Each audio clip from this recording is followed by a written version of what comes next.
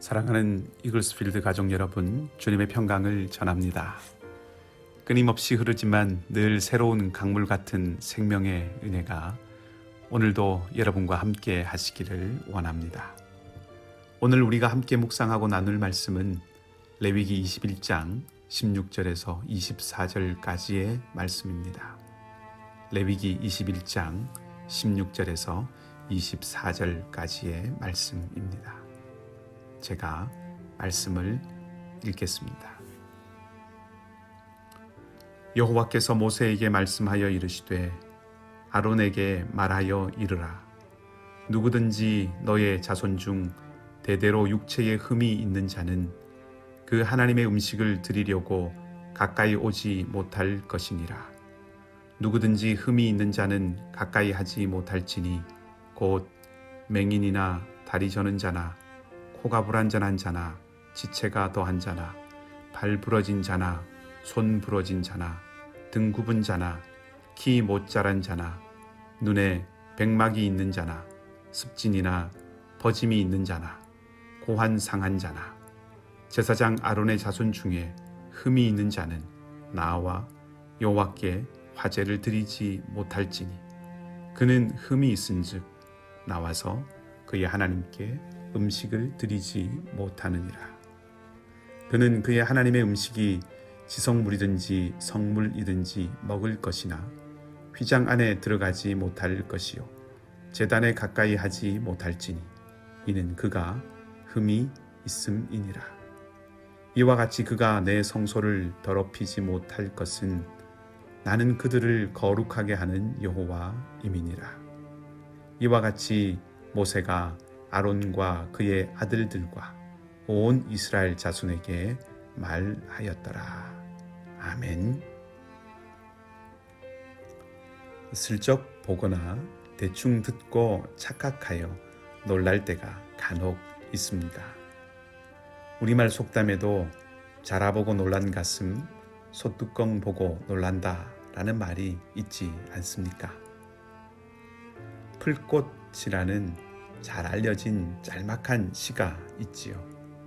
자세히 보아야 예쁘다. 오래 보아야 사랑스럽다. 너도 그렇다.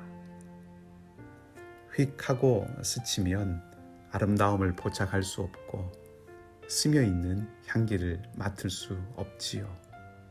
그러나 마음을 모으고 자세히 보면 고운 색깔, 아름다운 자태를 알 수 있고 은은하지만 진한 향내를 느낄 수 있습니다.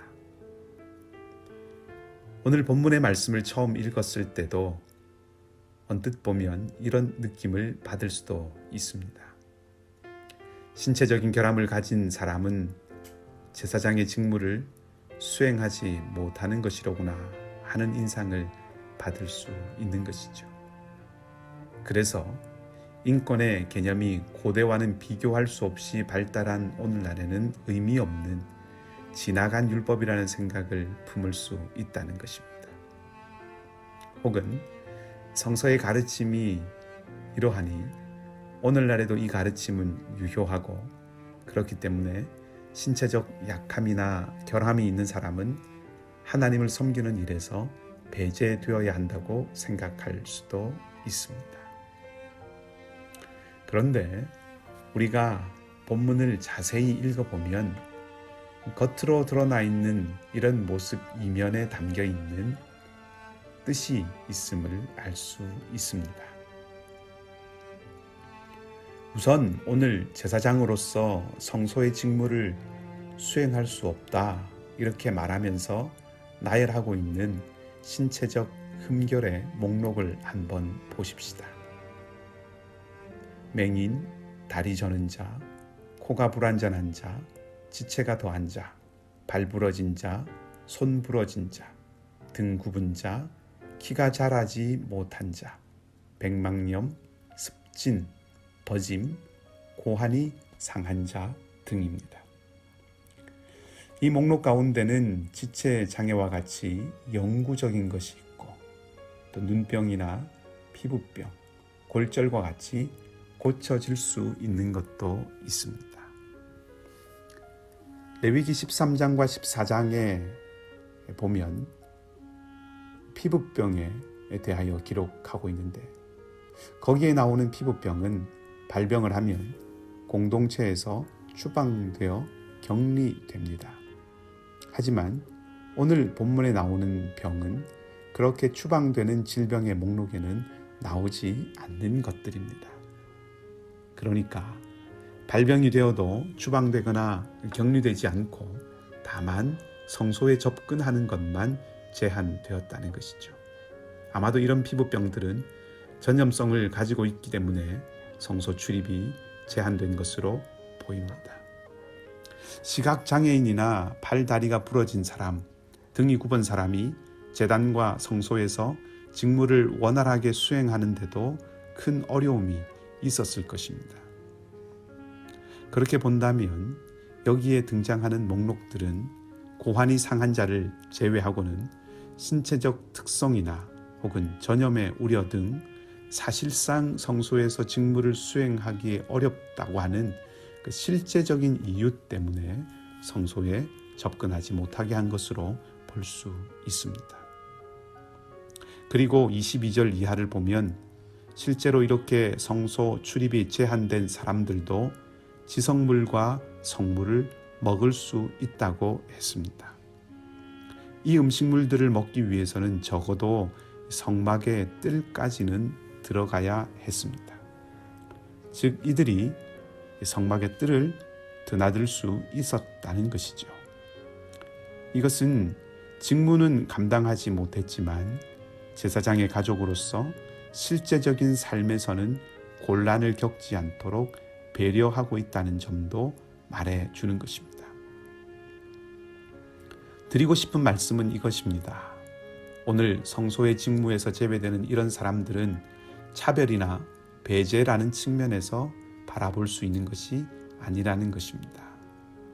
본문의 규정은 실제로 제사장의 역할을 감당할 수 있는가 하는 문제와 신체의 온전함을 통해서 말하고 있는 흠과 온전함이라고 하는 주제를 다루는 상징의 문제라고 볼 수 있습니다. 하나님의 온전하심을 드러내는 상징으로서의 온전한 제사, 그 직무를 감당하는 제사장의 온전함이라는 상징성을 신체적 온전함이라고 하는 것으로 표현하고 있는 것이지요. 우리의 대제사장이신 예수 그리스도께서는 거룩함의 최고봉이셨습니다. 주님은 하나님께 완전히 순종하시는 가운데 이 땅에서 자신의 대제사장의 역할을 완수하셨습니다. 그리고 그분은 이제 교회의 머리로서 교회가 성결하고 흠이 없도록 자신의 신부인 교회를 거룩하게 하십니다. 이런 측면에서 마치 제사장들이 신체적 온전함을 요구받았듯이 하나님을 섬기는 왕같은 제사장으로서의 우리는 하나님 앞에서 온전함을 지켜가야 하는 것입니다. 완벽해야 한다는 것이 아니라 충성스러움을 지켜가야 한다는 것이지요. 이 사회에서 그리스도인이라고 해서 특별히 요구되는 도덕적 의무는 없다고 해도 우리는 하나님의 뜻이 이 땅에 이루어지는 일에 부름받았기 때문에 영적 지도자들입니다. 제사장들이 온전함의 상징으로 엄격한 신체적 조건을 요구받았듯이 교회인 우리가 세상의 윤리와 도덕을 초월하는 더 높은 하나님의 법을 따르는 모습을 지켜가야 한다는 것입니다. 우리는 영적인 노블레스 오블리주가 요청되는 존재임을 잊지 않아야 할 것입니다. 오늘도 은혜의 기회로 하루를 주셨습니다. 왕같은 제사장으로 온전한 마음을 품고 하나님을 섬기고 또 하나님 나라를 살아가는 저와 여러분이 되기를 소망합니다. 함께 기도하시겠습니다. 하나님 아버지, 은혜에 감사를 드립니다. 우리의 분주한 삶을 시작하기 전에 하늘의 지혜를 구하며 새 소망을 품기 위해서 주님 앞에 고개 숙였습니다. 변함없이 우리와 함께 하시는 아버지 하나님, 코로나로 매사가 조심스러워지고 만남이 꺼려지는 시간 속에 있습니다. 우리의 마음이 지나치게 낭망하거나 떨어지지 않도록 붙들어 주시고 저희의 생각을 지켜 주시옵소서. 무엇보다 입술에 파수꾼을 세워 주셔서 마땅히 하늘 백성의 길을 걸어갈 수 있도록 하여 주시옵소서.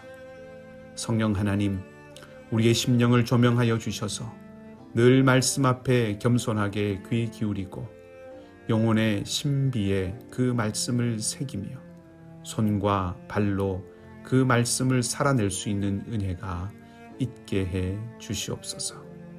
제사장의 온전함을 통하여 하나님 섬김의 온전함을 보여주시고 하나님 섬기는 우리의 삶의 온전함을 일러주신 그 하나님의 마음을 새기고 곁눈질하지 않고 오롯이 주님 섬기는 길 걸어가게 하여 주시옵소서. 그 길 가운데서 긍휼과 배려, 섬김과 돌봄을 잊지 않게 하여 주시옵소서. 특별히 우리 가운데 연약한 이들, 육신의 약함으로 주님 앞에 호소하며 삶의 무게에 짓눌려 주님 앞에 탄원하며 사람과 사람 사이에서 상처와 갈등으로 지쳐 눈물 짓는 모든 자리마다 피어나는 새순과 같은 회복과 생명의 역사를 베푸시고 보여 주시옵소서. 오늘도 우리를 붙드시고 함께 걸어가실 좋으신 예수님의 이름으로 기도하옵나이다. 아멘. 각자 기도하시고 오늘도 믿음으로 승리하는 하루가 되시기를 바랍니다.